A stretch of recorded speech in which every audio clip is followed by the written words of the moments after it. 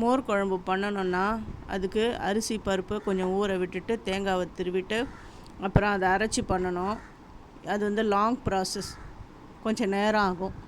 ஏன்னா அரிசி பருப்பு ஊறத்துக்கு கொஞ்சம் டைம் கொடுக்கணும், ஒரு 1/2 hour டைம் கொடுக்கணும். ஆனால் இது அப்படி கிடையாது, சட்டுன்னு 2 நிமிஷத்தில் பண்ணிடலாம். 5 நிமிஷம் கூட இதுக்கு அதிகம்தான்.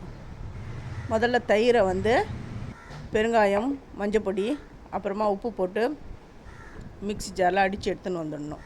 அப்புறம் ஒரு கடாயில் எண்ணெய் விட்டு கடுகு பொரிஞ்ச உடனே 2 காஞ்ச மிளகாவை கட் பண்ணி போடுங்க.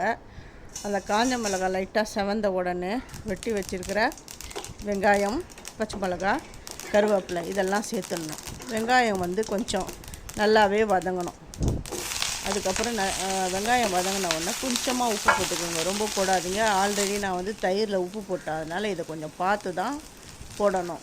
இதோடைய ஃபுல் டீட்டெயில் அப்படி வேணும் அப்படின்றவங்க என்னுடைய சேது சித்ரா கிச்சனில் போய் பாருங்கள், நான் ஃபுல் டீட்டெயிலாக நான் சொல்லியிருக்கேன். இப்போ கடைஞ்சி வச்சுருக்கிற தயிரை இதில் சேர்த்துடணும். அடுப்பை ரொம்ப கம்மியாக வைக்கணும், ஏன்னா தயிர் வந்து சட்டுன்னு திரிஞ்சு போயிடும். அதனால் அடுப்பை ஸ்லிம்மில் வச்சுட்டு தயிரை விடணும். அப்புறம் அந்த மிக்ஸி ஜாரில் கொஞ்சம் தண்ணி விட்டு அந்த ஒட்டின்னு இருக்கிற தயிரெல்லாம் இதில் விட்டுடணும்.